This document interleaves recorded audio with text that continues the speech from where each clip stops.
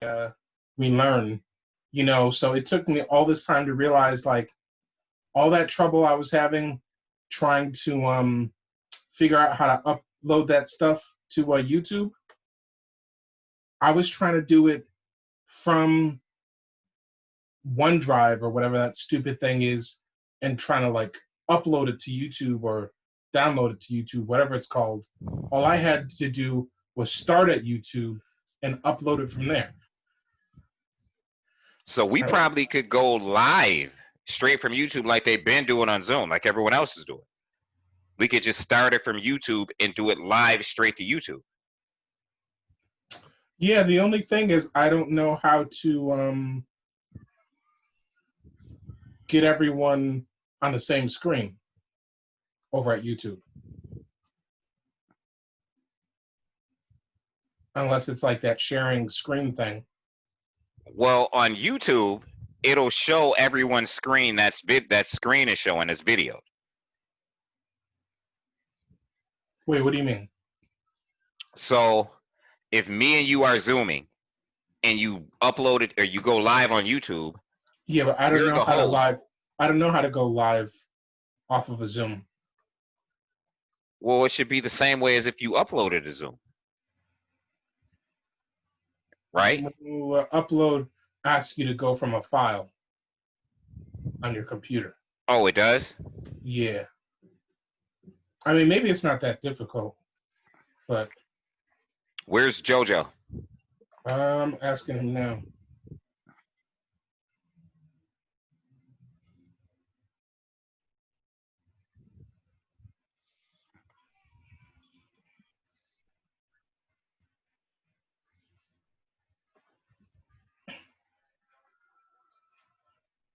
Well, what happened to him?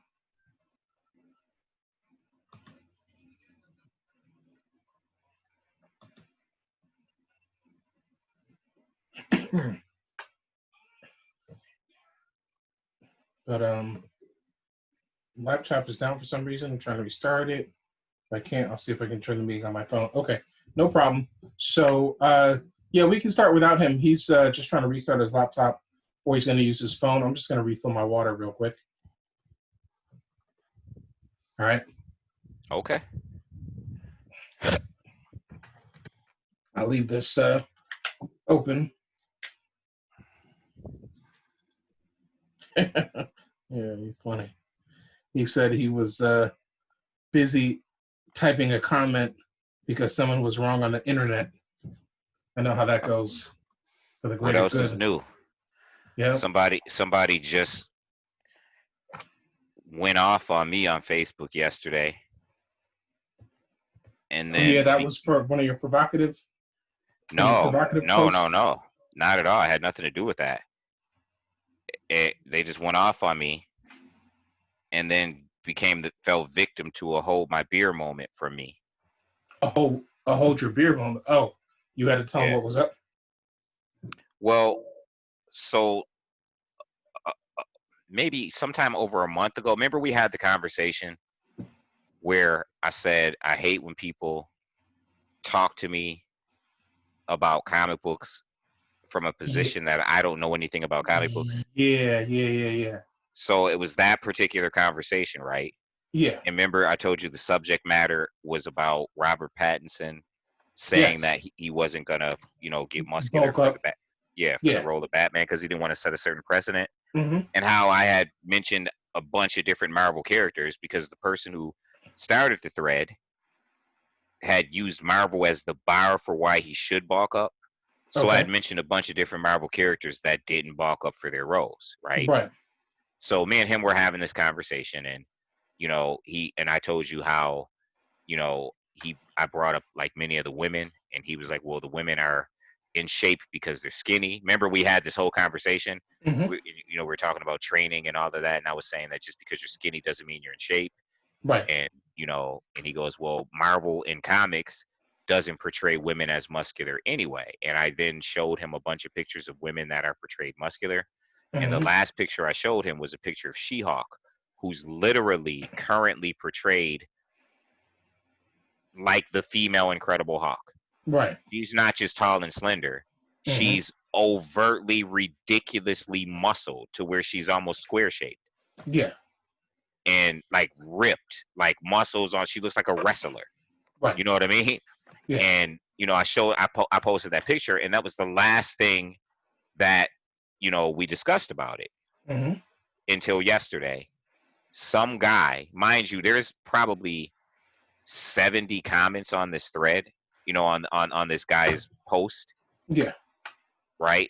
So yesterday, some guy tags me in my thread, and he posts a picture of a taller, slender, but no less muscular She-Hulk, and he Okay. captions it with, "Yeah, it's easy for people like you to just go on Google and pull up a random picture of She-Hulk, but if you do a more deeper search, you'll find pictures like this." And he posted this picture of She-Hulk, who was taller and more slender, but still very muscular, Right.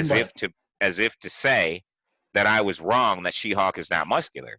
Yeah. And I'm looking at the picture of this muscular She-Hulk, Right. and I say to him, I say, well, actually, I didn't go on Google and just randomly pick a picture of She-Hulk. I went on Google. Mind you, I'm thinking this guy's being a jerk. You know what I Yeah. mean? I'm Yeah. like, I said I went on Google and I took a picture of She-Hulk as she currently looks in the Avengers comics, right? Mm-hmm.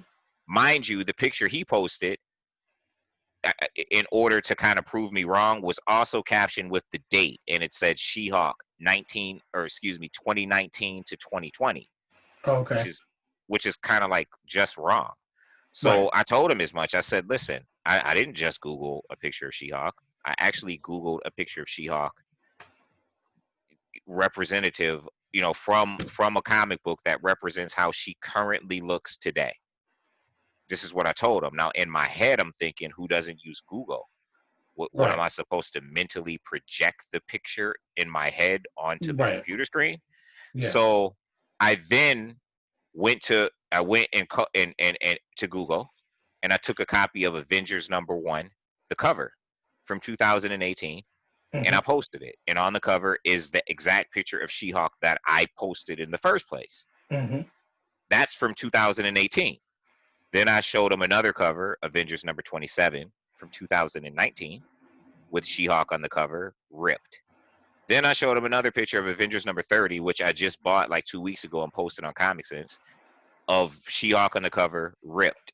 And I dated them 2018, 2019, 2020. And Mm-hmm. I'm like, that's She-Hulk. And I said to him, I said, in fact, your picture proves my point. What is your point? Like, at this point, I didn't even know what his point was, Right. or why this old conversation was brought up, and he chose me to just target. So guess what Right. he comes back with? What's that? My point is, you're a wannabe Facebook user who uses Google. No, That doesn't. you're a Facebook wannabe who uses Google. That doesn't make any sense. So I responded with, laugh out loud. I actually own the book, but okay, I'm cool with Facebook wannabe. And then this is what he responded. I was just going to leave it at that. Then he responds with, I could see if you actually read comic books and know your stuff, instead of just going, literally, dude, I could literally send you, because I actually sent this exchange to a friend of mine. She laughed about it. I sent it to her this morning, and she was laughing about it because I just sent the exchange. I'm like, yeah, this just happened. So he's like, I could see if you actually read comic books and knew your stuff, instead of just going to Google. And in my head, I'm thinking, so I just had this long exchange with my friend Mike that you've just interjected in, from weeks ago. Do you Mm-hmm. think I just had it just to have it? Like, do you think I just had this conversation about this character and these characters and this whole subject just because? You know what I mean? Just because, like, I want to argue for the sake of argument with, about comic books. So when he said, after, I let it go that you just called me a Facebook wannabe who kind of doesn't know what I'm talking about. Like, okay, cool, I'm cool with that. But then he just I get another message with my name tagged, Ish Mabins. I could see if it was because you actually read comic books and knew your stuff instead of just using Google. So that's when I'm like, hold my beer. So I posted a link to Comic Sense, and I'm like, well, actually, it's because I know my stuff. I'm like, this is my Facebook group. I created it because I know my stuff. I'm like, check us out. You can find my copy of Avengers number 30 somewhere in one of my recent hauls posts over the past 2 weeks. And I'm like, if you're going to call people names, at least get it right. I'm a geek. And I left it at that. And he never said another word. Well, at least he finally shut up. Yeah, Well, yeah. people. Yeah, that's the thing is people just don't. I don't know. People just like to argue, and they don't care if they have any true backing or any leg to stand on. I'm gonna be right back. I'm gonna fill this water up real quick. Yep.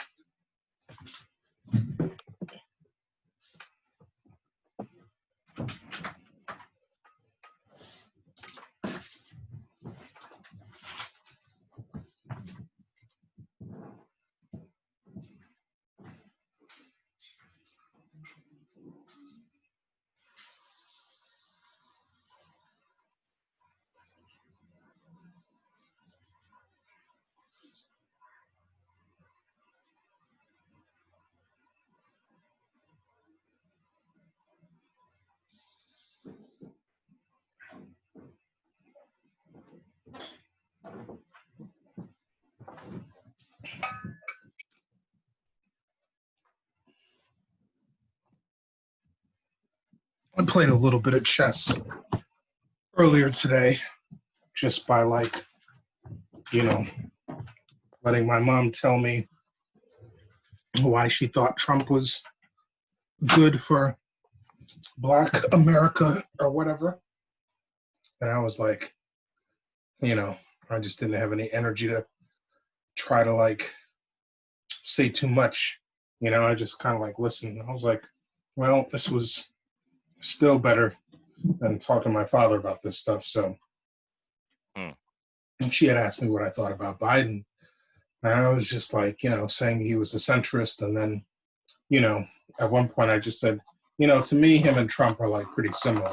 And then, that wasn't, me thinking that I'm saying something that's somewhat diplomatic or somewhat in the middle. That wasn't a good thing to say, because she's saying, well, I don't see how that is true at all. I'm like, they're both old white men who lie, And then she was trying to tell me all the things. She was trying to tell me that Trump has done everything he set out to do. And then she was able to name 4 things, and I just didn't have energy to rebuttal, and I just didn't care enough to try to rebut anything. But we had a few funny moments where, because she was saying that when Biden talks, he talks like he's kind of losing his mind or he doesn't know what he's talking about. And I'm like, look at Trump. And then she was finally able to agree, okay, yeah, he's not the most, articulate. He does kind of sound, like he doesn't know what he's talking about sometimes. And I was like, great, let's just agree right there. We're in total agreement.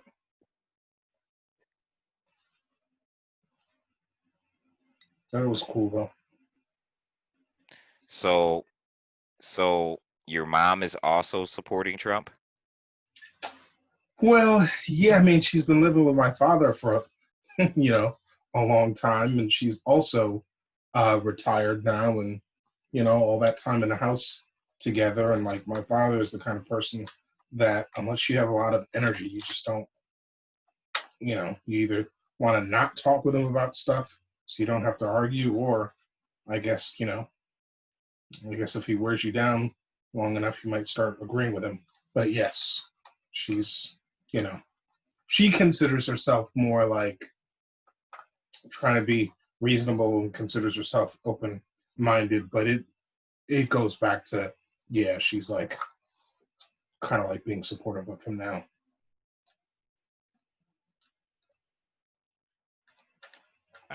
Well, so at the very least, she's got a mind that is subject to change, or is she At the just gonna live very, with? at the very least, yeah. But yeah, But definitely is more it so is than it my is it father. a not to get too personal? Is it a household similar, or is it one of those households where your mom is gonna be compelled to vote the way your dad votes? It's become that. Yeah, it's become that. I mean, we would have never noticed because everyone was Democrats until 2008 when Pops, kind of went right. And then my mom eventually, I think, got worn down to what he was doing, what he was talking about. Mm, mm. I mean, but is this something that they discuss often or in depth? I have no idea. I don't know what they talk about. I really don't. I just know that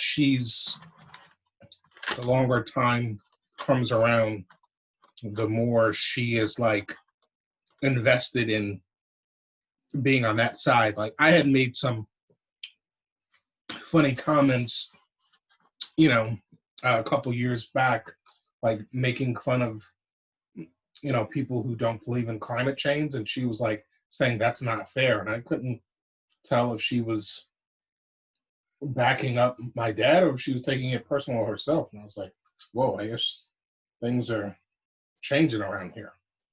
Because I was, Mm. putting on a slow accent saying, it's it was real cold today. I guess so much for global warming, like that kind of thing. And she's like, that's not fair. And I'm like, oh, what is she talking It probably isn't fair, but you do that sometimes, though. about? Well, I mean, when You'll turn up. your parents were pushing education your whole damn life, and then all of a sudden, you know, they're crapping on science left and right. There's a discrepancy there.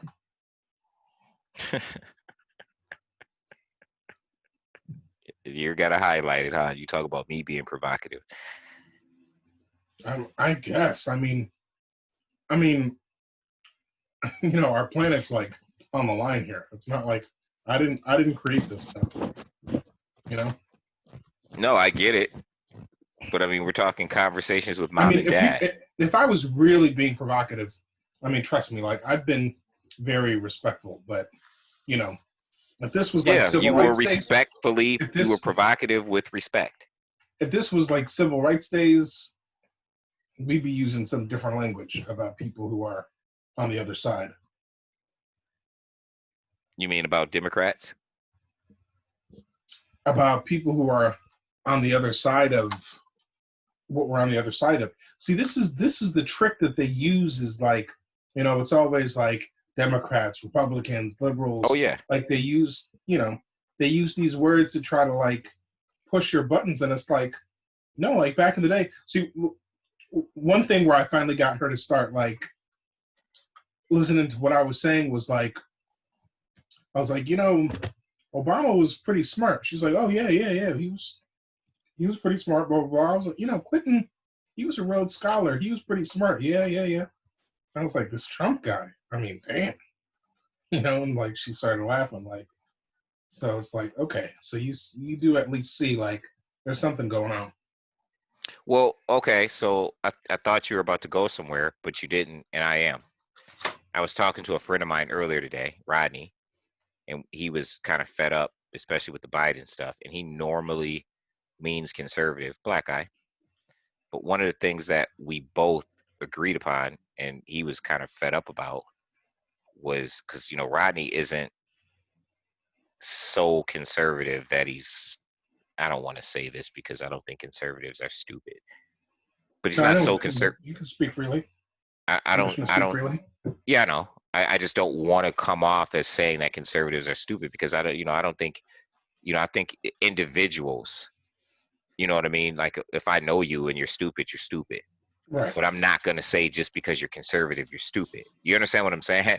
Because that's just not a true statement, Sure. But, Rodney isn't so conservative that he's ignorant to the plight of Black people in our country. You understand what I'm saying?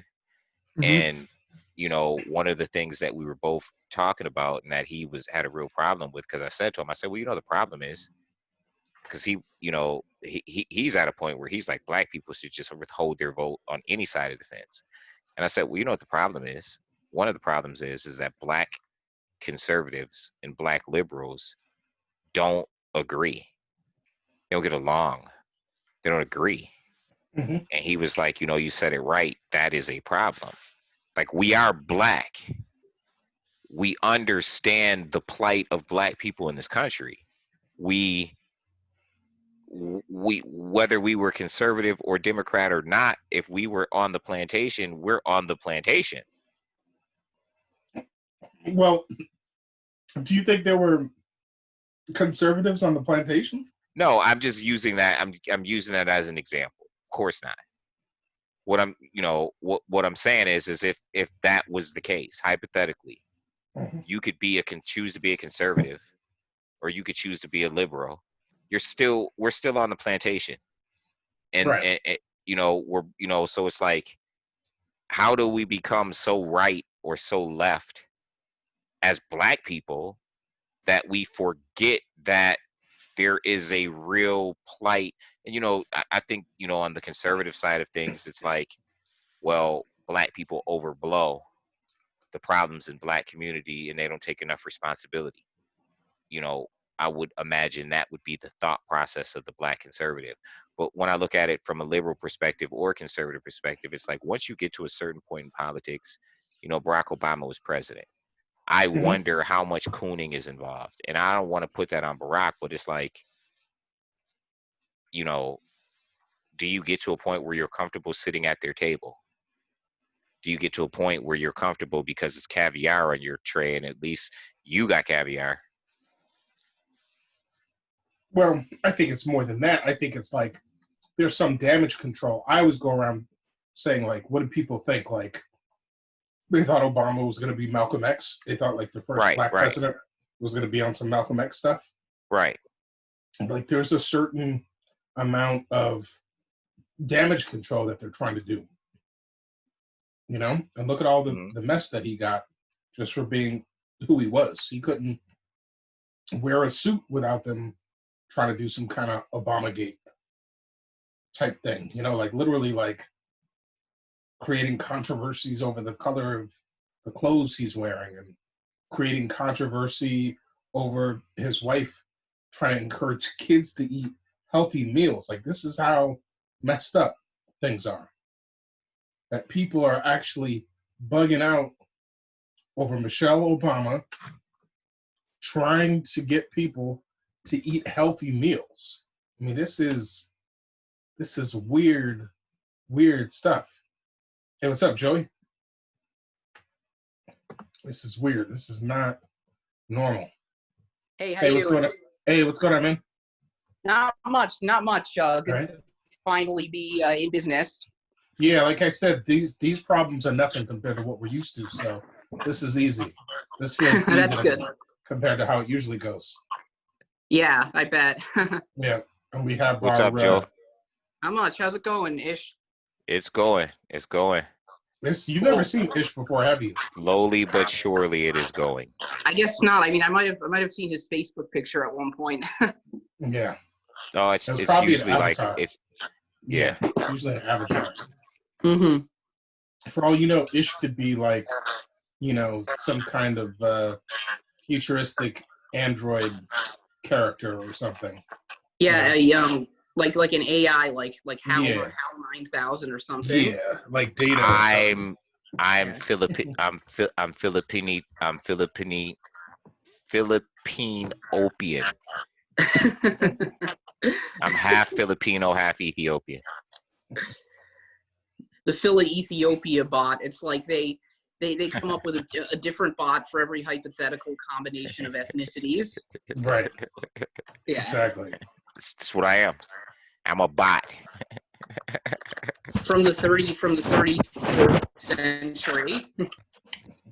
So, how's it going, man? I see you're active today, social media wise. Yeah, extremely online. I mean, I guess, that's pretty much a function. I mean, maybe more so than usual. I was just, shit posting a little bit. Mm-hmm. Yeah, so you're pretty creative. I like that. We got some feedback all of a sudden. Ish, are you you got something else going on there? No. Are you like on 2 devices or something? Why would I, the person who's been here, be responsible for the feedback? How about Joe, the new entrant? Maybe we should start his voice, there. Well, that's a good posit, but his voice isn't doing it. It's yours. I guess it's the interaction between you two. I'm just messing with you, Joe. But I don't know. No, I know. I didn't. No, I didn't. I'm not hearing any feedback. You're coming through loud and clear on this end. No. Yeah, I didn't do anything different. Yeah, it's back to normal again. All right. Mike, maybe you were hearing things. Could be the rats in your line. Yeah. I like how you're just fading in and out of the Brooklyn Bridge, or like, is that the Golden Gate Bridge in your background? I don't know what that is. That's a good question. What does that look like?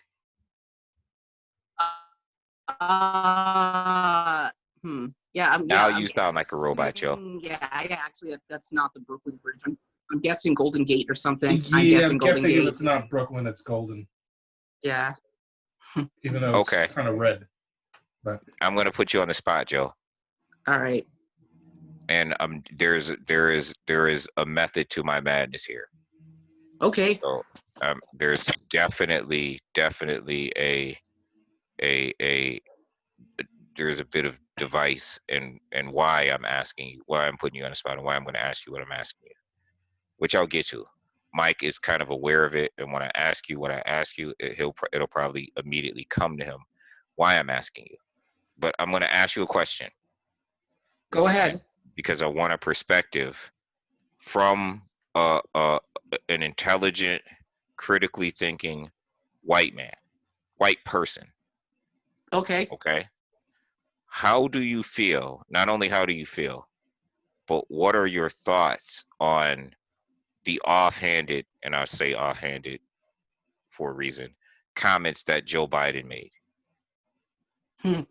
I think, I didn't listen to the whole interview, so I really can't, comment on the context of it. But from what I saw, it did seem, pretty gross to me that, he would, be in a position to like say, to say that like someone is Black because, they don't support him. And to me that,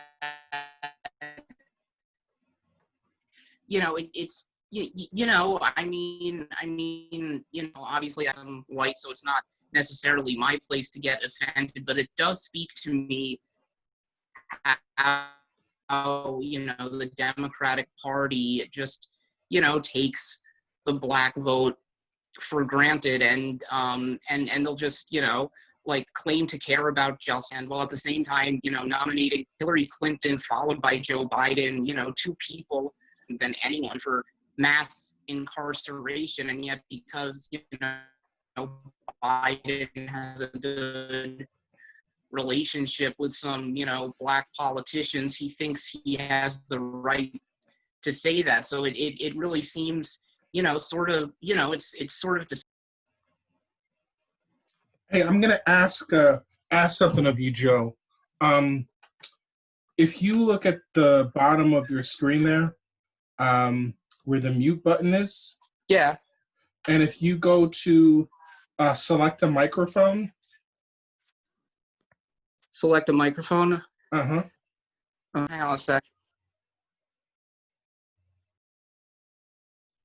Well, you don't have to stop the video. Oh, I just did it. I unmuted. I clicked unmute on my microphone. Is that what I was supposed to do?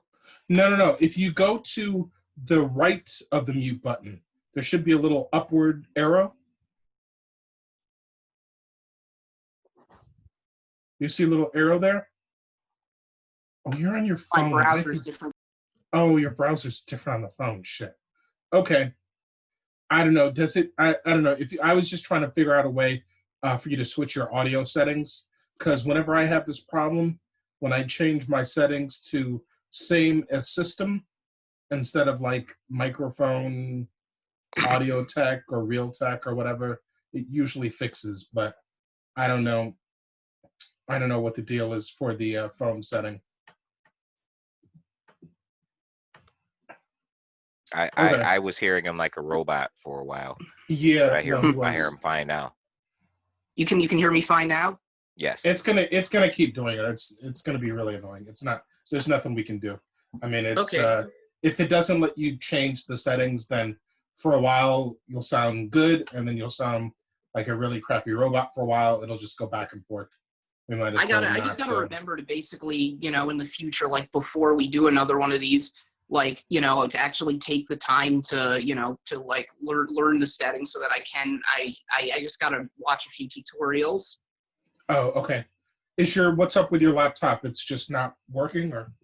Yeah, No, it's busted. I think I just had, some issue with my keyboard. Like I think I might have spilled coffee or something, or Oh. have like crumbs in my keys. Oh, okay. Yeah. Okay. Are you computer savvy at all? Not particularly, unfortunately. I am like so technologically inept.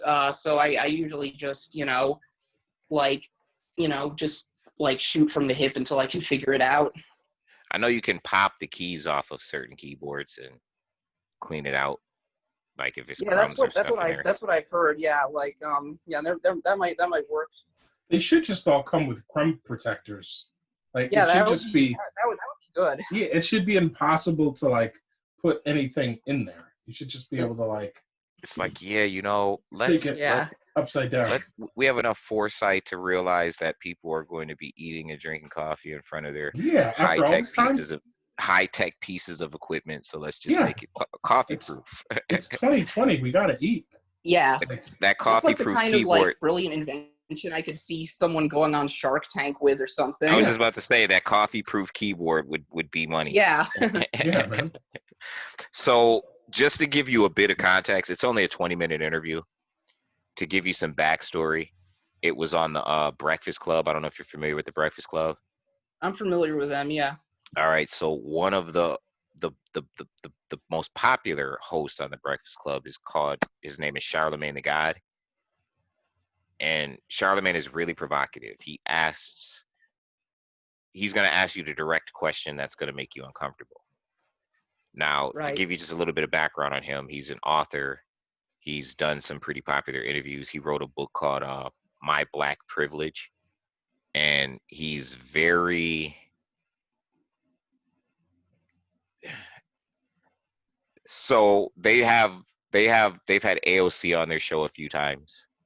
They've had Bernie on their show a few times. We're talking like hour-plus interviews. And Charlemagne's position as a liberal and a Democrat, but as a black voter who, from his perspective, he recognizes the importance of the black vote. His position is he doesn't want to just freely give his vote to a candidate who doesn't have a specific agenda. So at least one thing, as he said, if you're going to run, I want to know one thing that you intend to do in regards to black people or on behalf of black people. I just want to know one thing. And, I don't want like a promise. I want actual action. What is your plan to act on at least one thing? And so he's very vocal about that. And they have been trying, there's 3 hosts. They have been trying to get Biden on the show for about 2 years.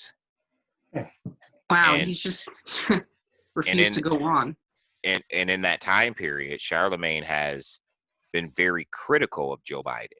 And not because he dislikes Joe Biden, but because he understands why Joe Biden is in the position he's in and how you know, as he says to Joe Biden, like, we kind of put you where you're at right now. Our vote put you there.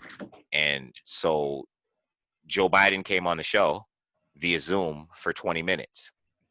Now, during the course of the interview, Charlemagne, the first thing Joe Biden said to Charlemagne was, you know, Charlemagne's like, I've been very critical of you. And Joe Biden says, yeah, I know. You don't even know me. You know what I mean? And you know, but Charlemagne. He did say that. Yeah. I was a little surprised about that. Yeah, Joe Biden got like defensive. You know what I mean? I mean, yeah, it's not like the guy's a fucking private citizen or something. That's such a cop-out. Well, to get to Joe Biden's comments, what happened was Joe Biden came on for 20 minutes, and Charlemagne was like, you can't do this to black media, you know, like joking but serious. He's like, wait a minute, you only been on for, you can't do this to black media. And he's like, I do this to white media. He was like, my wife's got to go on in a couple minutes, and I'm going to get in trouble. You know, like, this is what Biden was saying. Oh, sorry, just let me interject for 1 second. Sure. We throw these up on YouTube, so just try to watch out for the cursing, because I think YouTube they will flag. Yeah, they do. I don't curse. Okay, understood. Yeah. So, you know, Biden was going to get in trouble because his wife had to go on, and they shared a basement studio, and she needed it to go on a show or an interview with someone. So his handler was saying, we're out of time. So Charlemagne said to him, well, we have to get you back on, hopefully in person. You got to come to New York. We have more questions. And Biden, in my opinion, was responding directly to Charlemagne because there's a bit of contention there. And he said, well, if you haven't figured out whether or not to vote for me or Trump, you ain't black. And at which point Charlemagne said, well, it's not about that. He was like, I just want to know what, you know, pretty much what was going to be done for my culture, for my people. At which point, you know, Joe had to get off. And, you know, but that soundbite became, you know, Charlemagne didn't, he wasn't offended. You know, he was, but he didn't sell it like he was offended. You know, when he talked about it after the fact, he wasn't like, oh, you know, he just said it very calmly, like, you know, Joe Biden told me that if I hadn't figured out whether or not to vote for him or Trump, then I'm not black. You know, so the one thing, and on the one hand, when you talk to a black person who speaks for black people via black radio, there is a perspective, or you could easily come to a conclusion that you're not specifically, while you may think you're specifically talking to that person, you're on one hand, from a, you know, the perspective of the culture, the community, you're talking to all of us. Well, I just wanted to say that for what it was and based upon what I heard in the interview, and he, you know, he walked it back and said he was being cavalier, so to speak. I definitely don't think he meant the entire black community, and I think he was being specific to Charlemagne. However, and I'll restate, because he said it to Charlemagne, I think he wasn't cognizant and a little bit out of touch with you know, because I guess he, as he said, was being cavalier, that by saying it to Charlemagne, you're saying it to all of us. You know, by saying something like that to one black person, you're kind of saying it to the black community, because that's our perspective and how we see things. But so that's the context was just in him signing off. He was saying to Charlemagne, and I believe, and I'm adding this because I know that there's contention, because Charlemagne has been critical of him. So I believe his comments were really directed at Charlemagne, but he wasn't cognizant and certainly insensitive to the fact that by saying it to Charlemagne, you're kind of saying it to all of us. So, you know, that's kind of the context and the backstory behind it. Like, I'm not holding it against him. I'm over it. You know what I mean? Like, you know, Yeah. he walked it back. He said he was, you know, it was cavalier. And not only that, I'm over it in the sense that even if it wasn't something that you meant directly to Charlemagne and you just kind of said what you meant, but probably shouldn't have said it, it kind of slipped out. I feel like you're not saying something that I didn't know already anyway. Like, in the sense that, you know, he's not saying something that that that when you say that you didn't already know anywhere, you're saying that you kind of, sort of like, like, are you saying you agree with Biden, or that you just suspected that he would, he thought I that way? I think I felt for some time now that the black vote is just taken for granted anyway. One of the things that I've I've had conversations with different people over the past couple of days, and one of the things that I've said that I think kind of rubs people the wrong way, and it does. This is my personal opinion, and I think it kind of rubs people the wrong way. I was having a conversation with a friend of mine, and we were talking about this very thing, and she said, "Well, Ish, it doesn't matter what he said. We still got to vote Trump out." And she's a white female liberal, and while in my mind it doesn't matter what he says, I felt some type of way because I don't want you to tell me that it doesn't matter what he says. Just we got to vote for we got to vote for him and vote Trump out. And the reason why is because there's several reasons. One reason is, in my mind, I don't speak for everyone, but for me, I've always been of the frame of mind that on both sides of the fence, the black vote is something that you come into our communities, you do whatever it takes to get our vote, and then that's it. It's one of the reasons why we have people in our culture of some level of prominence that say things like, "I don't want to promise anymore. I want to plan." And so I said to her, and it had occurred to me, and this is how I felt. I was talking to Flav yesterday, and I was gonna go on Facebook, and I wanted to rant because I was pretty pissed. Some of the Ahmaud Arbery situation, the Joe Biden comments, but not necessarily his comments. People's response to me in regards to his comments just had me bothered. Remember, Flav, we were talking about this. Did Flav go away? He's still there. I think his mic is muted. Oh, sorry, I'm here. I just Okay, had to unmute. so let me preface this by saying that I've felt like for a little while now that, and I said this to her, she said to me, well, Ish, anybody that, we had gotten to a conversation, and she was like, black people voted for Trump. And I said, yeah. And she was like, I just don't understand why anybody that's black would vote for Trump. And I said, I didn't vote for Trump, but I get it. And she's like, well, what do you mean you get it? And I said, well, it didn't get worse for me as a black person in America under Donald Trump. It didn't get better, but it didn't get worse. Right. It probably won't get better for me under Biden. It probably won't get worse, but it probably won't get better. Like, you're not going to make me a slave again, right? Right. So, which is the worst. And she's like, well, what do you mean it didn't, it's not worse for you under Trump? And I said, I think you're confusing some things. And this is just my opinion. It got worse for a lot of people. I remember when Trump got elected, a friend of mine, college educated white female, posted a meme. She was distraught. It was like the sky was falling for her. And the meme she posted was, I guess racism isn't a deal breaker in this country. And in my head, I'm thinking, like, where have you been? You know what I mean? Like, yeah, exactly. What country have you lived in up until this point? In my head, it was like, racism has never been a deal breaker in this country. Like, welcome to the club is what I felt like saying to her. I didn't say that, but that's what I felt like saying, like, welcome to the club. You know what I mean? So yeah, exactly. So as I was talking to my friend, I was saying to her, it occurs to me that there are a lot of groups that are suffering under Donald Trump, meaning there are groups that have joined me that are now in my club. You understand what I'm saying? And 100%, yeah. And the reason why I'm going to vote for Biden, and this is what I was saying to her, and it kind of bothered me, it kind of had me pissed, is not because it's going to do anything for me or people that look like me, in my opinion, but that it's going to do something for those people who are supposedly my allies. And It's like wearing a mask, right? Yeah.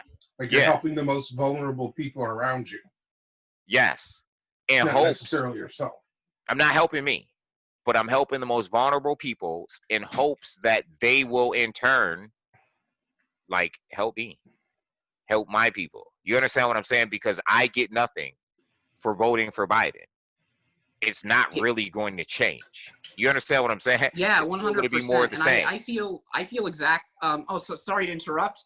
No, go on. All right. Yeah. Well, I feel exactly the same way as you. I mean, you know, like I felt. I mean, I hated Hillary Clinton also, but I voted for her over Trump because I believed then that Trump was a fascist. And I feel the same way now. I mean, you know, like I, I mean, I recognize it's not exactly the same thing, but I don't stand to benefit at all from, a Biden presidency. I don't think many of us do. And, but I do care, about the fact that, Trump's, immigration policy is monstrous. The fact that I was going to say, I'm looking at immigrants. I'm looking at the LGBTQ community. I'm looking at women. I'm looking at all these groups that may benefit from a Biden presidency. Yeah, exactly.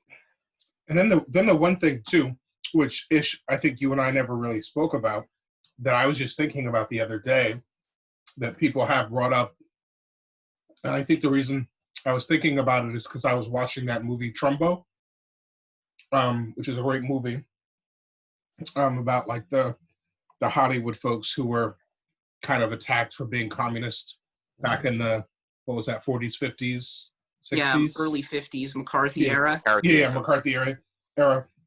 But long story short, there comes a point in the movie where there's a shift because one of the liberal judges dies, right?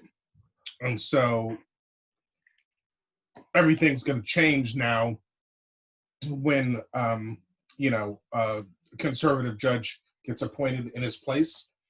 And that is a point that people have, that whatever you think about Trump, whether he's going to do this or he's going to do that, he could affect like many, many decades by appointing, conservative judges to the Supreme Court. Well, that's like a weird slogan, right? I'm not voting for Biden. I'm voting for RBG's replacement. Like that's what I've seen. That's what I've seen some liberals, especially on the progressive side of things. I've seen them say as much. I'm not really voting for Biden. I'm voting for Ruth Bader Ginsburg's replacement. Well, I mean, it's true to an extent, and those, unfortunately, the system is set up so those replacements are going to last for decades and decades. And these are often people. These are people who are going in already with an agenda. So did she screw us by not stepping down when Obama suggested it?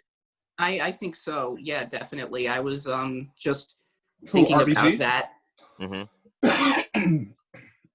RGB, you mean? RBG. Yeah.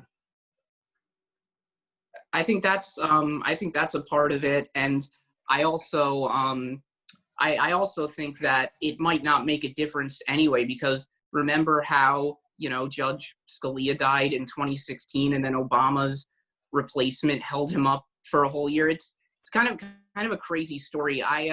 The day that Antonin Scalia died, I was at a Young Democratic Socialists conference, and I was at the labor panel, and when word came that Scalia had died, they were literally popping champagne bottles, thinking, yes, maybe we actually have a chance to win. I forget what that one decision was regarding labor unions, but they thought they still had a chance to win. Yet then Republicans basically held up his nomination for like a full year. And the thing is, like, Democrats may take control of the Senate this fall, but it will be by the narrowest of margins, and they don't have the guts to nuke the filibuster. So I worry that, it might not even make a difference. Like, Republicans could literally hold a Supreme Court, just this, Supreme Court seat hostage until 2024, when they, when they think when they get like, you know, President Tom Cotton in there. Well, I certainly don't think. I said recently on Facebook that I believe that if America has a collective conscience, it is one that is comfortable with 8-year swaps. I Like think that's. I'm sorry. Go on. Oh no. Oh no. You can go on. I guess Like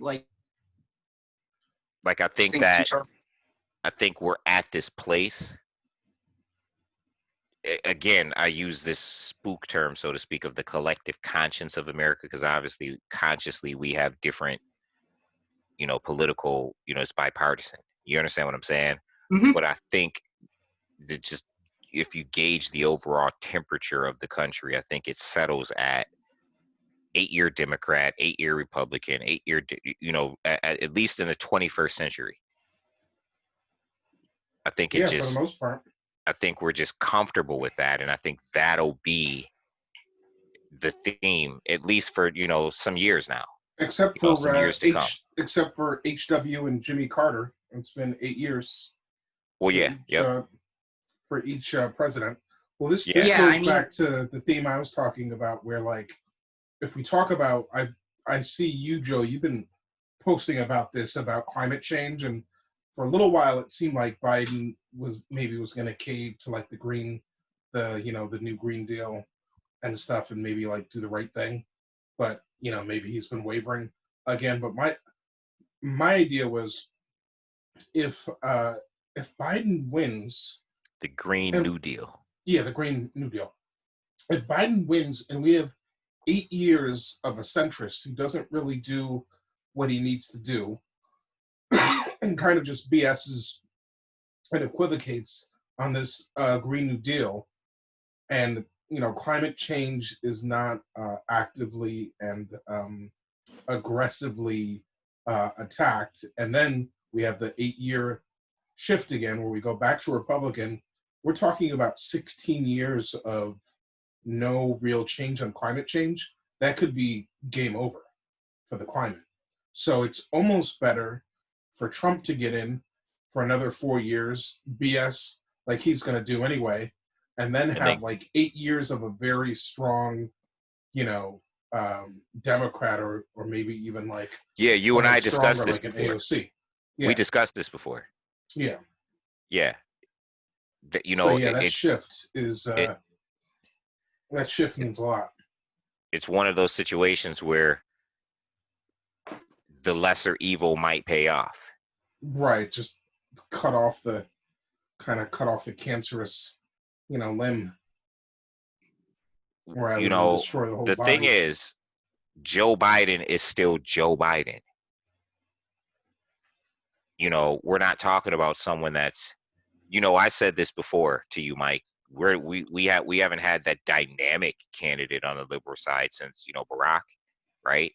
Like, this guy isn't like dynamic. He's not, you know, there's nothing special about this guy. He doesn't make you, you know, he doesn't move you to feel a certain way about, you know, his potential for getting in office. Right. You know, he's not particularly, you know, he doesn't have, I guess it doesn't have any place in politics, but in a lot of cases it does, because, you know, people go out and vote because of things like, you know, that X factor or that it factor. Like, he just doesn't have it. He's Biden. He's just Joe Biden. You know what I mean? And I think it's very unlikely that he's going to get elected. Well, there's different levels to that factor, right? Because I mean, and Obama only comes around once every so often, right? You had Obama. What about Bill Clinton? Well, yeah. Let me get to my statement.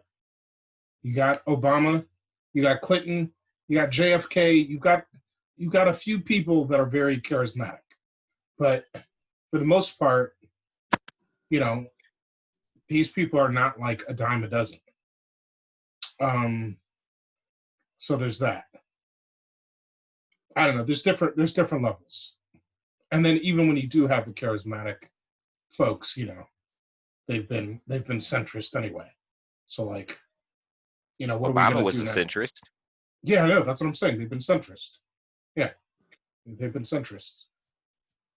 So I now don't know like, that Bill Clinton was a centrist, but he certainly was a war hound. well, that's what we call. I mean, warhounds are not liberals, right? Okay. They're Yeah. Good that point. that makes them centrist. Yeah. And if anything, this guy shifted the whole Democratic Party. Like, don't get me started on Bill Clinton. This guy is Oh, like yeah, why the Working Families Party exists in the first place, was as a backlash to like the Republican chasing Democrats who wanted to shift to the right, who the Clintons helped, the DNC decide to do this. They actually actively courted the Republican Democrats.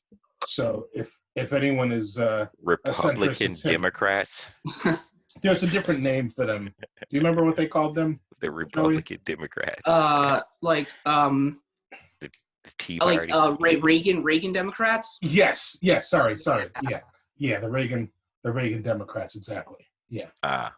There was this whole fear that Reagan was such a charismatic character, and Well, he was. Well, yeah, he was. He was a likable guy. Likable guy, actor, whatever. Blah blah blah. Man's man. Cowboy. Just like Republicans liked Clinton. Well, likable guy. Yeah. Well, Clinton had help courting those people, right? He had Dick Morris, who he specifically employed to get those folks on the right, and that's why playing the center worked very well for him. But Democrats, the DNC is too antiquated to realize that playing the center doesn't work anymore. And that's why Hillary lost, because she tried to play the center instead of being her progressive young self from back in the day. And they didn't realize you got to change the strategy. And Republicans, have been doing their thing because they're actually setting the strategy while we're like twiddling our thumbs trying to like figure it out. But they're actually going farther to the right while we're like sticking around in the middle, like begging for votes, like losing. So. And one thing I'll interject actually is that this discussion about Bill Clinton ties into what you were talking about earlier-ish about Biden's comments on the Breakfast Club, because I think, in the sense that the Working Families Party, was founded in response to Clinton, it's because, Biden and his comment just embodies, a mindset that Democrats have had since the 90s, beginning with Clinton, who sold out unions with NAFTA, who sold out, the black vote with the tough on crime stuff. I mean, he basically, sold out the entire Democratic coalition and expected to continue winning their votes. And that worked for a while, but like eventually when you had a race, between like Trump and Hillary, the chickens came home to roost in a sense. And like, working class, black voters, stayed home, and working class white voters went to Trump, who was able to cynically, steal the issue of trade away from Democrats. And that's, that's very interesting. Happened. That was interesting when he did that. I wasn't expecting him to do that. When Democrats feel like, sorry, go on. Sorry, I was just saying that was very interesting when Trump started bringing up NAFTA, and I'm like, oh, he's actually saying something that I finally agree with. But that was dangerous because, like you said, he was like siphoning off the working class vote. Yeah, NAFTA was a big Bill Clinton thing. Yeah. As a Republican, you didn't expect him to like, go after NAFTA, because regardless of it being a Clinton thing, like it was very much, kind of like a right-wing kind of thing. But he was smart to go after that. And like Joey said, that's where he kind of siphoned off some of the working class vote.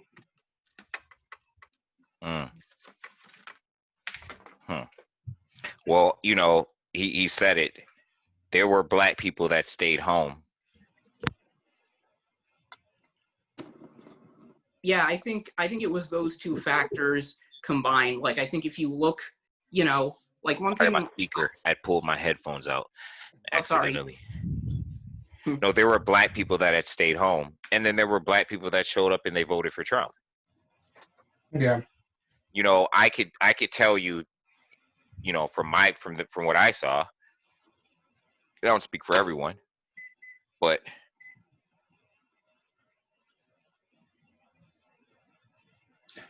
I mean, it wasn't a lot. It was enough of a margin to make a difference. It wasn't a lot. He didn't get like a huge chunk of the black vote. He definitely got a huge chunk of the white vote to the point where like everyone was blaming, working class or like really poor, white voters and stuff. But like rich white folks voted for him too. They just happened to be voting in their interest instead of against their interest. So I think, Trump got like, I don't know, what did he get? Like 53% of the whatever. I don't know. What did he get? Do you remember what the numbers were?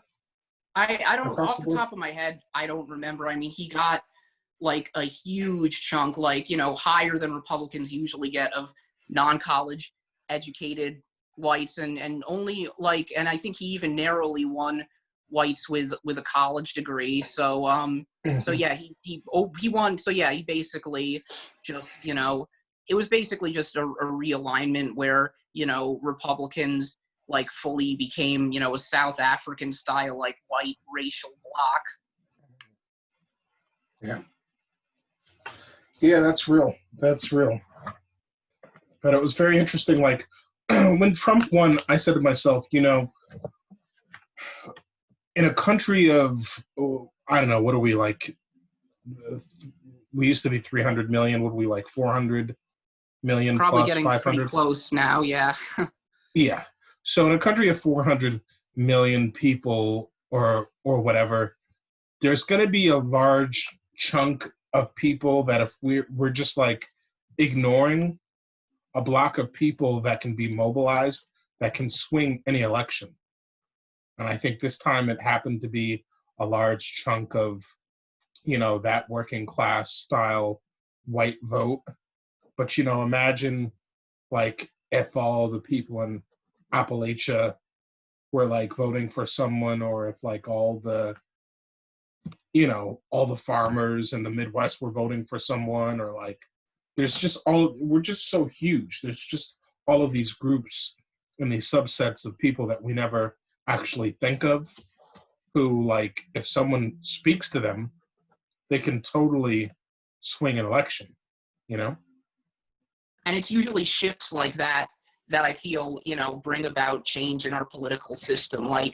Um, the foundations of like the New Deal, for instance, because I've been reading about, history actually came before FDR was president. Like in 1928, when Al Smith ran for president, he lost in a landslide, but he was able to sort of, build the foundation of the, New Deal coalition by getting, Irish, Italian, Jewish immigrants in the big cities out to vote for him. And it wasn't enough at the time, but then, in 32, FDR won sorry an guys.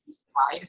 And, similarly, like, the conservative coalition came when, like evangelicals who had previously, not been, a mobilized, voting bloc, or if Yeah, they had voted, they might, not have voted on those issues. They might have even been Democrats, but like, yeah, the HW.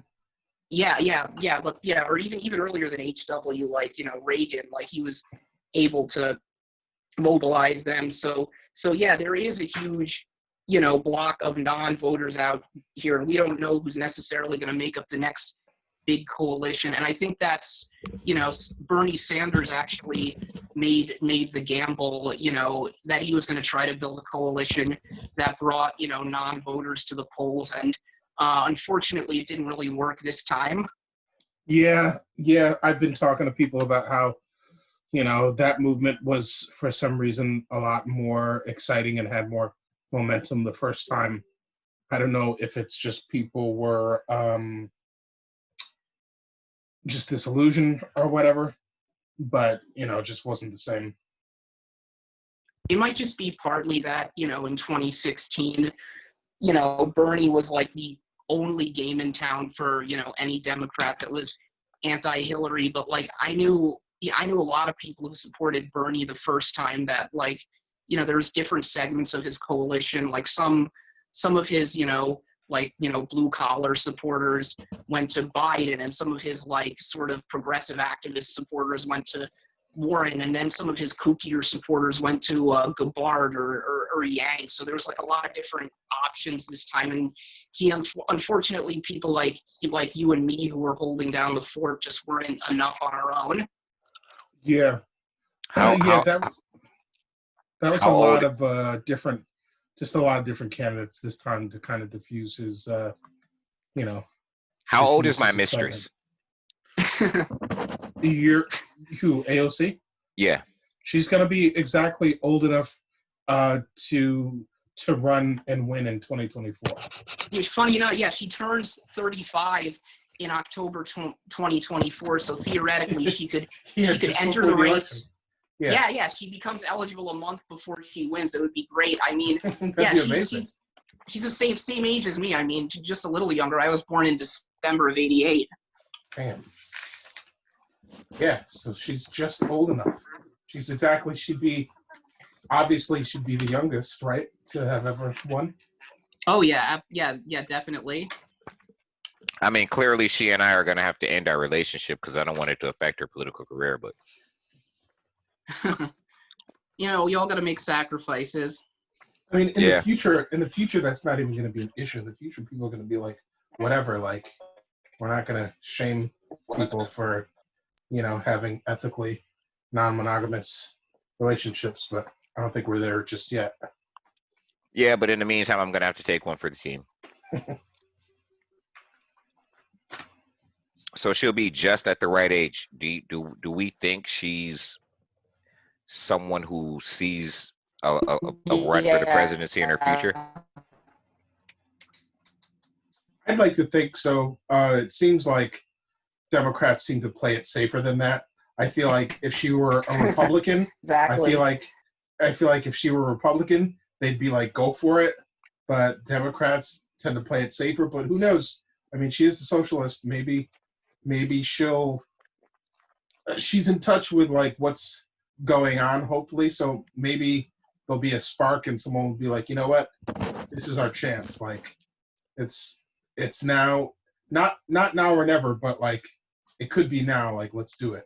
You know. Well, why not do it now? She loses, she can do it again. That's true. Yeah, I agree. I just hope that whatever happens this time around, the left unites behind one candidate because, you know, like really, you know, I like the problem this time is that we were divided between Bernie and Warren, and because they got into so much, you know, petty bickering, and Bernie and Warren supporters got into petty bullshit online, you know, Warren couldn't, you know, just drop out and endorse Bernie when it was clear that she wasn't going to be the nominee. And I worry that, you know, next time, you know, that could happen again. So if it is AOC, I hope she just clears out the left lane, or I hope so, and I if hope it's they cleared else, themselves out too. Because you Yeah. know, last time people It's cleared wi- themselves out for Hillary, right? Because people that's wanted true. Warren to run last time, and she was like, "Nope, I'm clearing things out for Hillary." Yeah. And it's weird because many of Bernie's supporters became Warren supporters. They did. If Yeah. only they would have known how things were gonna turn out. I mean, I want to blame. You know, I think there's plenty of blame to go around, and certainly there was a lot of like vitriolic Bernie supporters. But I mean, Warren did not help things by turning on Bernie like that. Especially, they seem to have a pack, and they seem to be really like riding for each other. And then all of a sudden, that move at the end was just like a really sucker move. What she did to Bernie, and then to not even support him, you know, when she dropped out of the race, was just like, I thought, a really bad move. I And mean, then because now she we're could have waited, because she could have, she could have eventually supported Biden, right? She could have supported Biden once A he was the long only one time. left. You know, Yeah. like she should have, as the person who ostensibly was the most Bernie like, before she started capitulating and giving up Medicare for all and really showing her true colors, she could have stood tall for Bernie, but she showed her true colors when she, basically stabbed him in the back on stage. Yeah, that was really, disheartening to see. what did she do? She I remember when we were talking about how hard it would be for a woman to become president. Mm-hmm. So like, a conversation, like a frank, what I believe to be a frank conversation that they had, saying, well, these are going to be the cards that are going to be stacked against you, that you're going to have to be able to overcome. She turned that conversation into, oh, you said a woman can't become president. Like, Oh, she wow. turned some private conversation they had and like flipped it up I'm on aware him of that. in front of the national, conversation on the debate stage, and he denied it, which I believe him. I don't think he was talking, crap to like a good friend of his, saying, oh, woman can't win. Like, that's not even Bernie's lane at all. Like, could you imagine Bernie's lane is like, oh, a woman can't win? Like, that's not how Bernie gets down. Like, it just, Not at all. that was very suspect. What was this, like a last ditch effort for her? Yeah, before she crashed and burned. This was a last ditch effort for her to like try to one up Bernie. And of course it worked. And like everyone, got up in their feelings and they're like, oh, he's calling her a liar and, blah, blah, blah. Like, yeah, it worked. It worked. But like I said, Bernie wasn't generating the enthusiasm he needed to, and he certainly wasn't being. He wasn't. He didn't have grabbing the bull. enthusiasm that behind Yeah. him that he had the last time he ran. Yeah, and he wasn't grabbing the bull by the horns. Like, you gotta like act like Andrew Cuomo and take a national tragedy and just use it to your advantage. He was not doing that. Even when the COVID thing came out, he wasn't like, look, this crazy dude Biden still wants to strip you away of your health care and let you die of COVID. I'm not going to do that. I'm the guy who's like been trying to save everyone. Vote for me. He wouldn't even go there. He was just like business as usual, very It's interesting temperate. because we've heard more from Cuomo during COVID than we have from Biden. That is very true. Something that Charlemagne brought to him. That is very true. That's one thing that stood out from that conversation with Charlemagne, that Biden tried to lie his way through. And he tried to say, he's like, I'm following the rules. Yeah, I'm following the rules. I'm staying. My governor told me.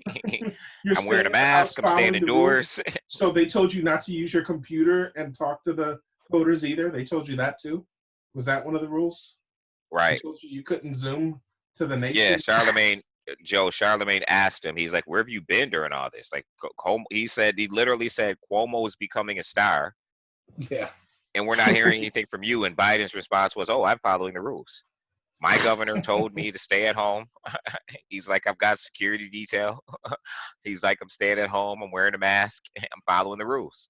You're running. Yeah, it's like, dude, you're running for the fucking presidency. I mean, you can show your face. There is such a thing as Zoom. It's like, I mean, Bernie would be, if he was the nominee right now, he would be on Zoom like every day. I mean, he would be doing like FDR style Zoom fireside chats like that. We've still heard more from Bernie than we've been hearing from Biden.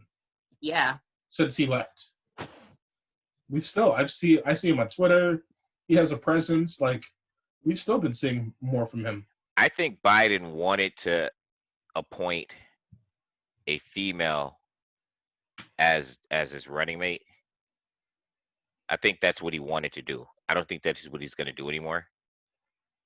I mean, that's what he wanted to do. It's just demographics. I mean, it's just this is from the playbook from way back when. Like, I wouldn't be surprised if, say, Cuomo walks in the door. I mean, I kind of would. I mean, who knows what's going to happen? But yeah, the playbook is you get a woman, and you get someone who's going to help you, like, win the South or something like that. Well, actually, he's pretty good in the South, so maybe someone who can help him win the Midwest or something. I don't know. I feel like saying Yeah, hashtag that's what do right. vice And presidents do again? Well, they help Yeah. you win. They help you win. That's what they do. Yeah, that's all. That's it.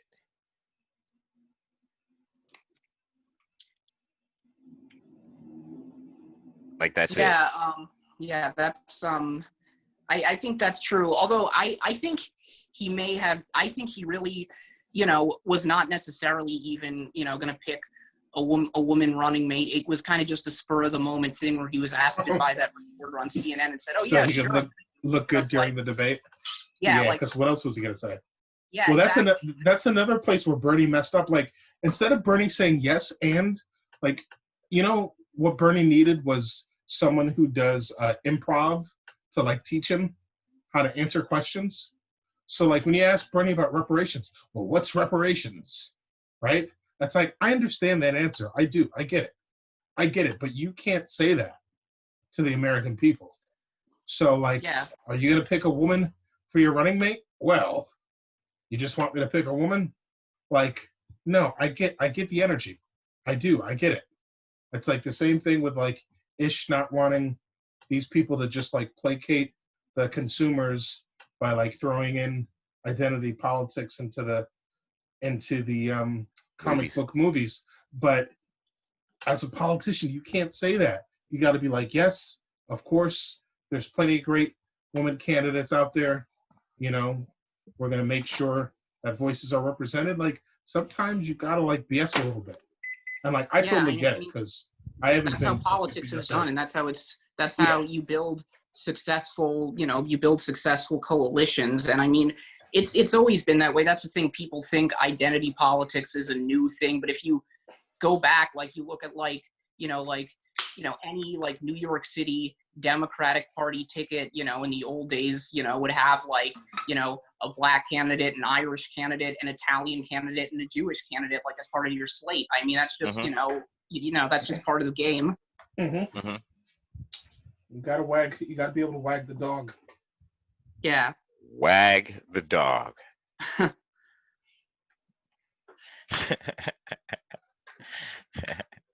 That was a good film. I'm was. trying to remember if I saw that. I don't think I saw that one, surprisingly. Oh, it was a good film. Was that Warren Beatty? Was that Warren Beatty? Yeah.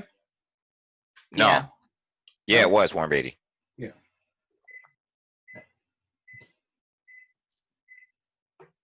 So Yeah, that's the movie that supposedly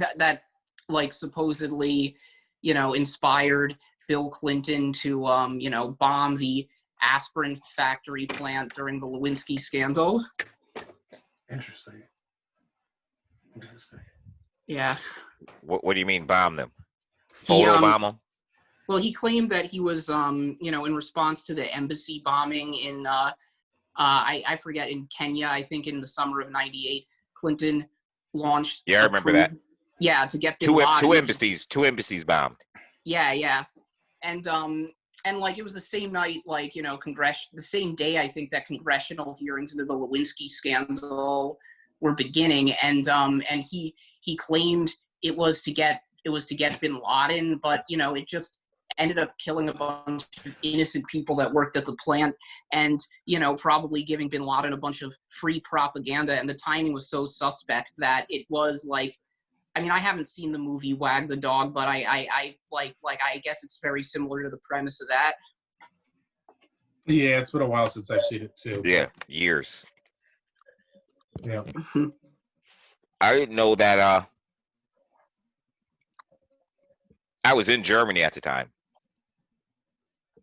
so I didn't have my ear to the ground too much on American politics.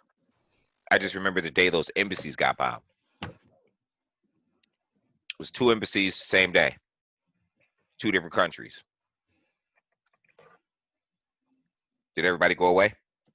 No, I'm we're still here. here. I'm still. Right. We're just listening. Yep. I was over there for a lot of Clinton era military strikes.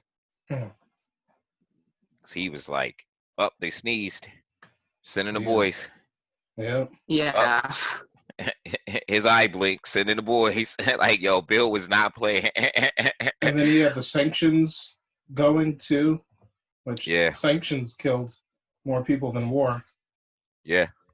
Yep. And that's what's so maddening, how all that shit was going on, and most people who weren't say listening to like alternative radio back then just had no idea of it. And then after 9/11, people just wondered, oh, why do they hate us? And it's like, it's pretty fucking obvious. They hate us because we Just fucking watch the starved them, and we language. starved their Just kids. Watch the Oh, language.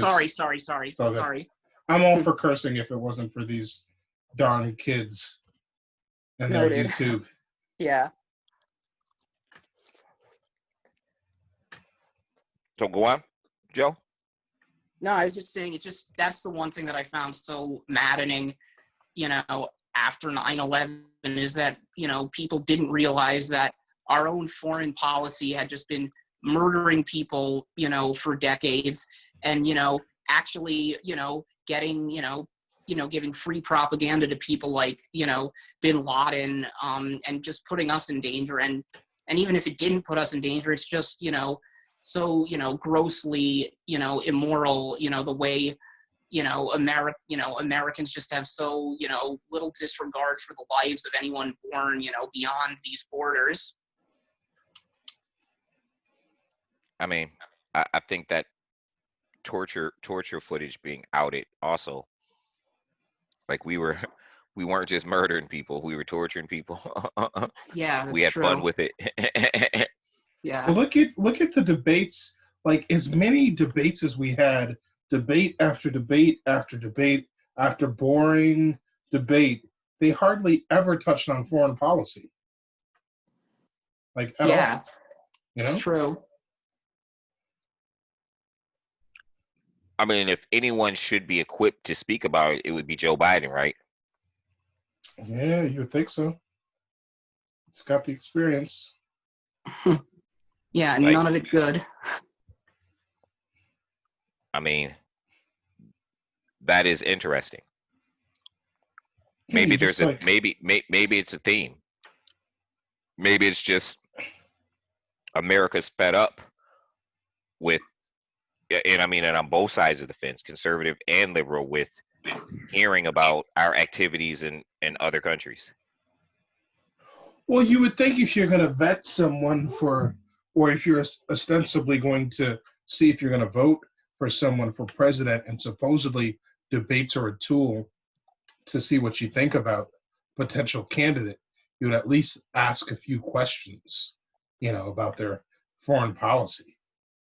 I mean, because I was saying, like, even from our end at the Working Families, like, you don't hear too much talk about foreign policy perspective on these candidates, Yeah. And they could just I mean, do a throwaway sentence like, stay away out of other people's business. Slope, though. Well, in the past. You're right, Mike. You're right. In the past, you had to be able to talk about foreign policy. I mean, you remember when Obama, made the funny joke to Mitt Romney, saying the 80s is calling, they want their foreign policy back? Yeah, Romney that was great. Yeah, but Mike, the reason why I say it's a slippery slope, and you correct me if I'm wrong, no problem. It's one thing if you're talking about like a senator, right? But what if it's a governor? No. We're talking about people running for president. I understand. But what if it's someone running from the position of a governor, not a senator? I don't care who. I don't care. Like, why would a governor be versed in foreign policy?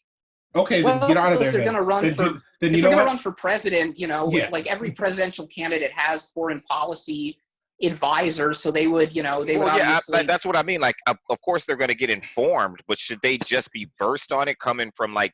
Yeah, you're supposed to be smart. You're supposed to be smart running for president. I mean, these people have been so dumbed down. We're not saying they're stupid because they're not versed in foreign policy. Okay, I mean, I mean, I'm going to Does that say make you that dumb because you're just not versed in it? no, it makes you unqualified. Next, get out of it. Remember Sarah Palin? I can see Russia from my house. Yes, that's the kind of nonsense we're putting up with. Like, Yeah. this is not a learning. This is not a learning on the job kind of situation. Like, we have brilliant people on this planet who have actually like studied things. We used to have people who used to like actually know things. In charge. So like Barack Obama should have known how many states are in the union. Oh, what did he make some guess? Barack Obama is like more brilliant, has more brilliance. I understand, but based on the criteria, he should have. I'm not going to entertain that. Barack Obama is brilliant.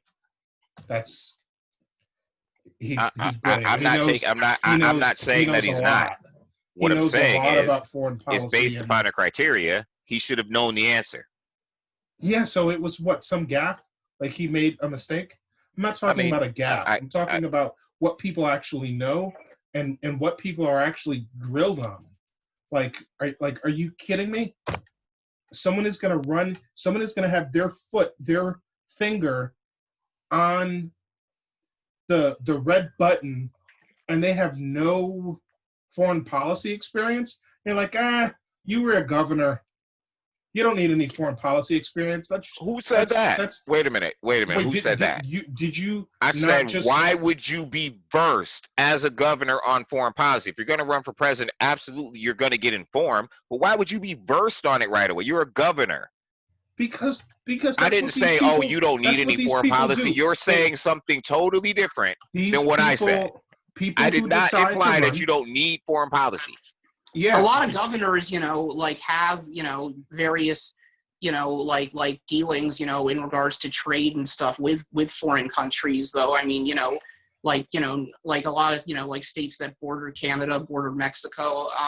So, I mean, even states in the middle of the country might have, very, like a that I understand. I just want to clarify that what Mike is saying is not what I said at all. Well, you just said, why would you, right? No, and I'm just saying, I said, yeah, why would you be inverse? You said, because you're a governor, you don't need foreign policy. Those are two different statements. They're not even the same thing. One is like a parody of the other to make a point, to make your point, which is fine, but it's not what I said. Yeah, so I repeated. It doesn't even say the same thing. I repeated what you said. You said, why would you be well versed? You didn't repeat what I said. You said you're a governor, so you don't need to be versed. That's what you said. That wasn't repeating what I said. And then I repeated what you said. Why would you be well versed in foreign policy? No, I repeated it. I repeated it to make sure that the two statements don't resemble each other, because they're not the same, Mike. I understand what you're doing, and understand that you're trying to make a point, and I'm good with that. I repeated it again to make sure you understood that I remembered what you said. Okay, but I still wanted to clarify, because we have an audience, and we're going to be on YouTube. The point has been I did not say what you just said. We get it. You said it. We said it. We get it. We get it. You did not say that. But my point still stands that people should know this stuff. That's my point. My point is, you can go to school, you can learn foreign policy, you can study political science, you can learn this stuff. Right? I don't want some guy who like has never thought about foreign policy with his finger on the button, like trying to like cram it in at the last minute. And again, just to clarify, I said you can be informed. But that's what I'm saying, though. Do you want someone who is like, I mean, that's what they try to do. But if that's what we're having a conversation about, then that's what we're having a conversation about. When you say, I don't want some guy who doesn't know anything about foreign policy with his finger on the button, you're taking it somewhere else than what I initially said. You said he could be informed. If we're talking about that, that's one thing. You said you can be informed. Yeah, you can learn. Whatever, you can become versed in these things. But as a governor and you go to a debate, that's not a good idea. Okay, man. Mike, that's fine. You can say that. But to say I don't want somebody who doesn't know anything about foreign policy with their finger on the button is different. It's color commentary that changes what I said and what we're talking about. Like I said specific things. Then have it. But I'm still telling you that I still disagree with on-the-job That's training. fine. We can disagree, and you can explain why you disagree. Would you like a pilot to, like, you know, Mike, never have any training and get some, like, on-the-job training while he's in the air?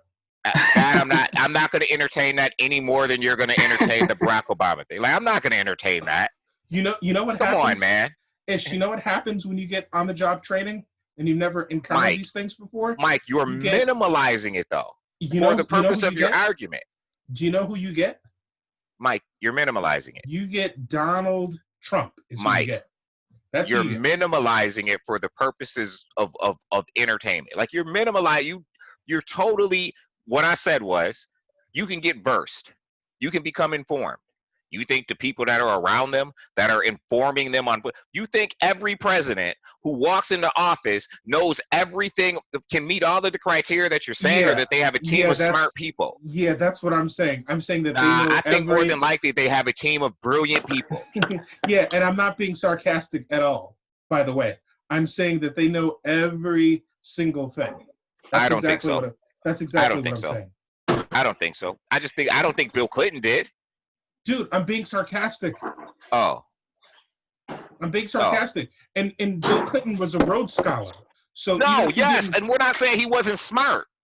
Being smart, being book smart, having intelligence doesn't mean you know everything about everything. Yes, but the guy started off with a very strong basis, and he also has the ability to pick up new information.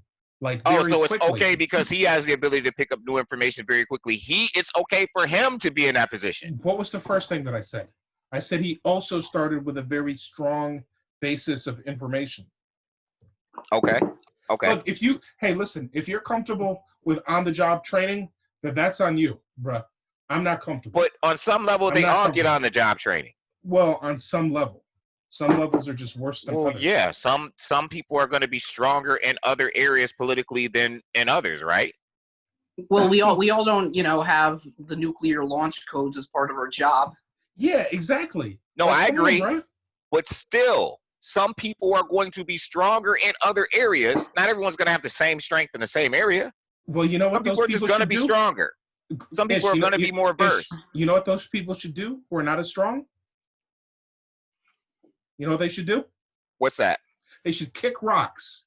But yet they run for president and people vote for them. Kick rocks. But yet they run for president and people vote for them. And that was my point, is they're not even being vetted. We're not even asking them these questions on stage. I understand. Exactly, yeah. That goes back to my point. I understand. And again, I still say with foreign policy, and I gave you two different reasons why I thought it was the case. One, the first thing, I just think it's something that's not popular with American citizens. Well, we've got issues. We'll both totally sides agree. Of the fence. We'll totally agree there, but that's not a good thing. That's not a good thing. I mean, this is the problem. To interject, this is, sort of, there's a larger issue here, which is that, I mean, yes, those are not, popular issues because they're not issues that affect everyone. I mean, we have an all volunteer army and people are just more concerned with bread and butter issues, and the networks obviously just hype the debates like entertainment.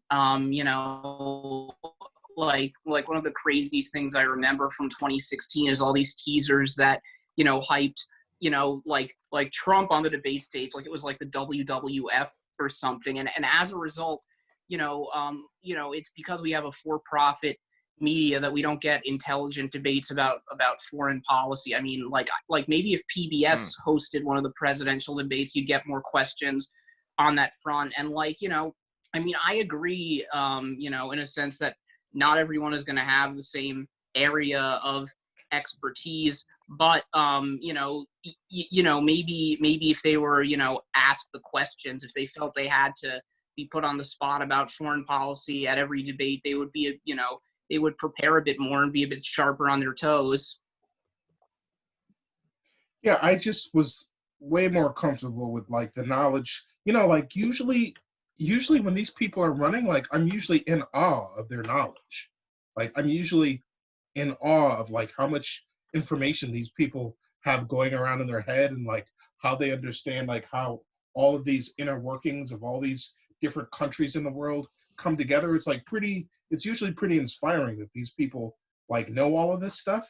Hmm. And then fast forward to today, and it's like people don't know, people don't care that they don't know, and it's like it's a recipe for disaster. It really is. Like you gotta know this stuff. This is not like Joe Blow should not think he can run for president.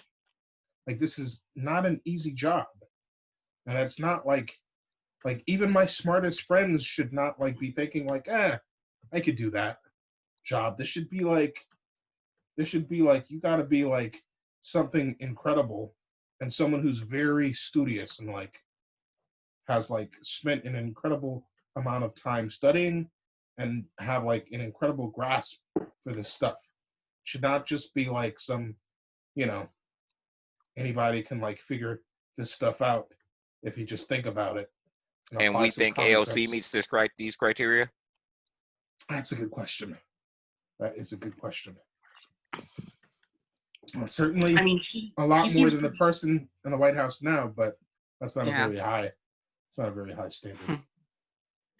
Well, I mean, she serves in Congress, so she gets Oh, we're losing. We're losing you, Joe. Yeah, we lost you. foreign policy briefings and Uh, We're losing you, Joe. I think Katie Porter happens to be particularly brilliant. yeah, I gotta check into her more. I gotta check into Can you her. guys hear me now? Yeah, we can hear you now. Yes, Cool. I Yeah. think Katie Porter is particularly brilliant. Yeah, she's great. She's like If really smart, like really smart. oh yeah.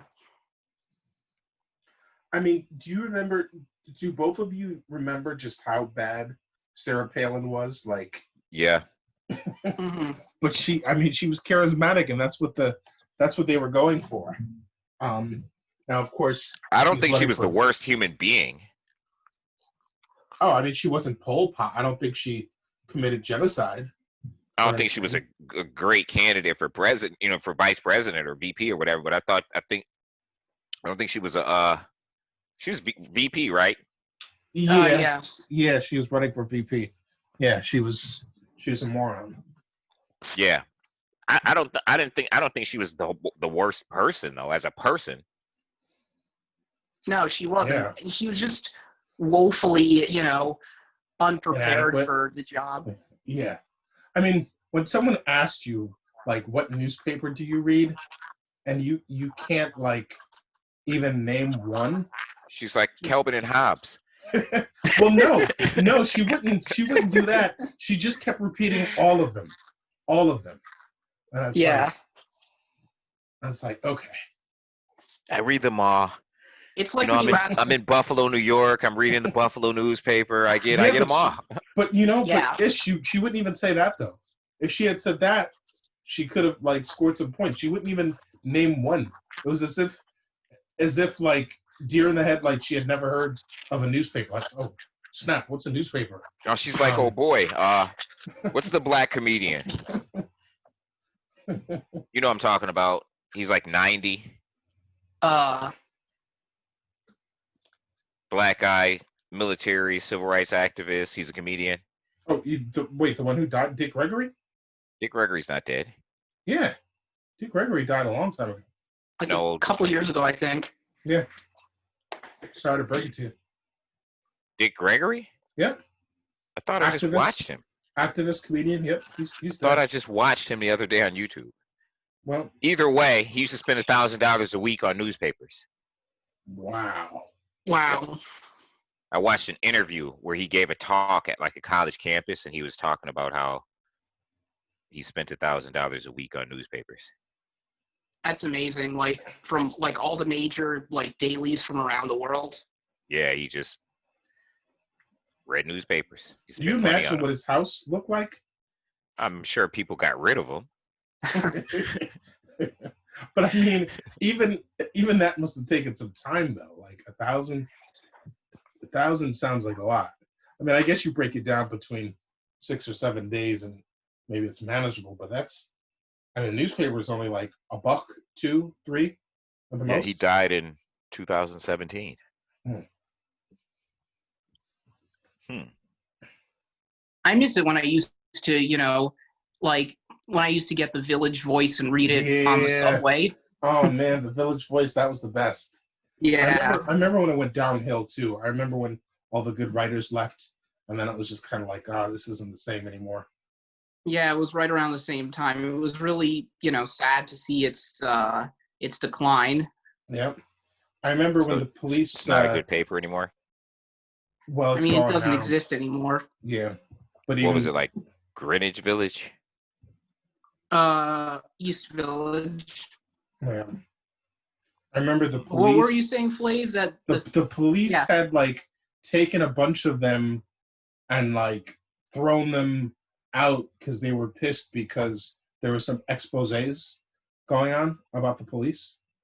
There was like the Serpico style police officer who was going against the grain, and they did everything they could to like punish this guy, from like practically stalking him to giving him horrible desk duty to like throwing him in a psychiatric ward to like really giving him the business. But he was a police officer who was being attacked by cops. Yeah, and they were, deservedly so. No, he was trying to expose the nonsense that the cops were up to. Oh. And he had tapes and everything. And the Village Voice had this series, like at least like a 4-part series. Yeah. Showing what was up. I feel like I got stopped and frisked right around that time too, when I was reading about these things. They were like, "We saw you talking to him. What do you know?" Yeah, right in front of my building, man. I'll never forget. They're like, "You look like you look like an anonymous writer for the Village Voice." They were jacked up looking too. They were like really looked like they were juicing. They did not look like they belonged in Bed-Stuy. These two guys. So how did this story's cop end? I mean, how did this cop story end? Well, I'm going to say this. It's an odd feeling that I got from reading these police stories, because, and I don't know if I'm confusing stories, because there were a few different police stories, but at the end of the day, reading about like the whole stop and frisk program and how cops juice the stats and how they have pressure to meet quotas and all this stuff, you don't end up being pissed at the cops themselves so much as just like being pissed at the system from the top down, the way that they try to enforce things and the way they try to get things going. Because it's like, what's some beat cop gonna do? He's gonna what is he really gonna do? He's gonna stand up to the entire system? Yeah, but did they kill the cop? Did the cops kill the cop? Oh, you're trying to get to the end of the story.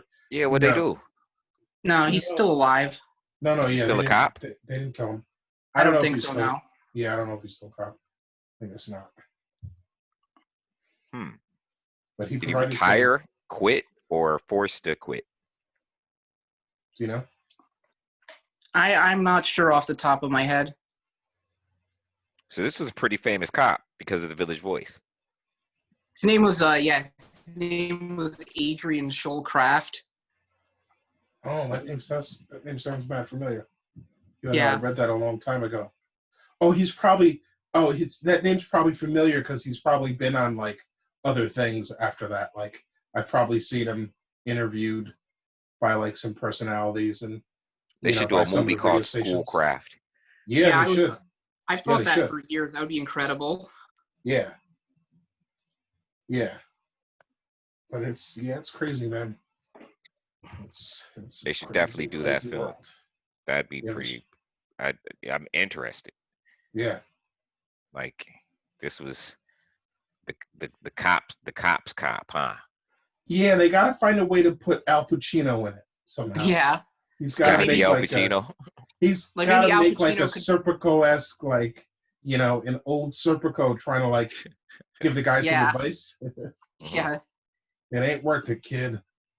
yeah, Yeah, Right. that's what I was thinking. Like, you know, kid. yeah. Kid, I was once just like you. I tried to change the system. That's like such a trope. He's sitting in the diner eating a donut. Beat Yeah. cop, huh? Al Pacino's so weird because like he goes from like brilliant to like really, Whack. really whack movies. So does De Niro. No, that's true. That's true. Okay. That's very You know? true. I don't know if it's from. That's because the problem with Pacino and De Niro in particular, and it sucks when I'm going to say this, but you know, I say it about Samuel Jackson and Will Smith. They're very great actors, but they're also one-dimensional.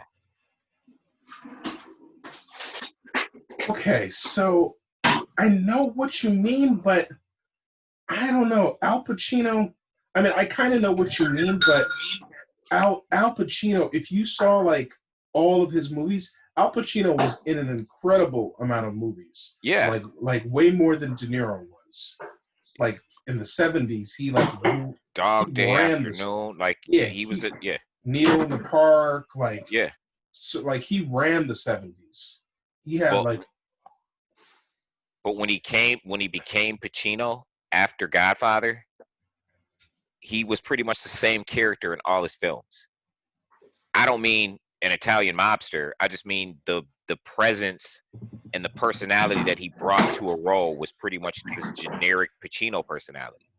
I kind of know what you mean. It's kind of like Denzel Washington in 80% of his movies is the same character, just with a different name. And he's a great actor. But if you look at 80% of his films, it's the same, that cop character, that Denzel thing that he brings to that cop role. Right. You understand what I'm saying? Right. Will Smith is Will Smith. He's never the actor that he's portraying. He's never the character he's portraying. He's always just Will Smith. Except for Ali. And 6 Degrees of Separation. Yeah. But Ali was definitely like a character piece, right? Like he actually had to play Muhammad Ali. Yeah. If he has to play John the Robot Hunter, it's going to be Will Smith.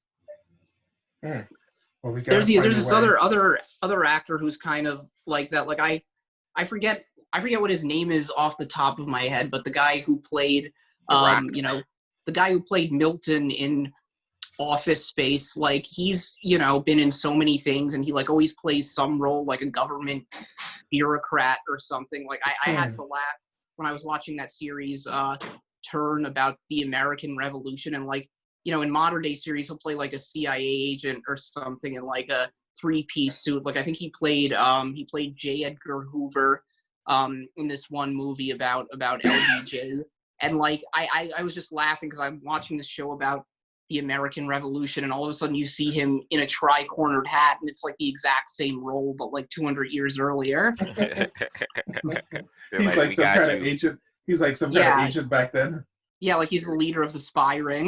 You're gonna be like that. You're gonna be like that one Chinese guy or that one bald-headed Mexican guy. Whenever we need a thug, and we got the bald-headed Mexican guy. You know what I'm talking about, Mike? The one bald-headed Mexican guy with the mustache, who's like in every movie as like a Mexican gangster. Every movie where it calls for like a Hispanic gangster, he's in it on some, whether it be a minor role or a major role. I probably know who you're talking about. Wait, is he tall? You're not talking about Danny Trejo, are you? No, not Danny Trejo. This guy's like kind of chubby. He's probably like it's funny the way you're describing him. It's like I know who he is. I just don't know the name. That's the thing with these actors that have a niche role. Like he's literally remember their name. He comes up on memes literally on memes with actors who you've seen in movies but you don't know their name. Wait, is he literally muscular? He comes up on chubby? those memes. Is he muscular or is he chubby? He's chubby. Alright. He's not fat. He's just chubby. He's Oh, okay. bald. He's got a mustache, and he's like in every movie where there's like Hispanic gangsters. Everyone, he's like a Hispanic. I'm not talking like Carlito's Way, but you know what I mean. Like, Wait a minute. like Does he have like on- a pretty? Does he have like a pretty big kind of stomach? Was he in How to Make It in America? Are you talking about that? I haven't Is he seen in Character actor? Scarface? He wasn't. He was too young for Scarface. Okay. I wonder if you're. Oh no! This guy I'm talking about is not bald. Never mind. The guy I'm thinking of is not bald, and he's definitely got a big. They stomach. even make memes of him. Like every Mexican gangster movie, he's in it, or Hispanic, like he's in it.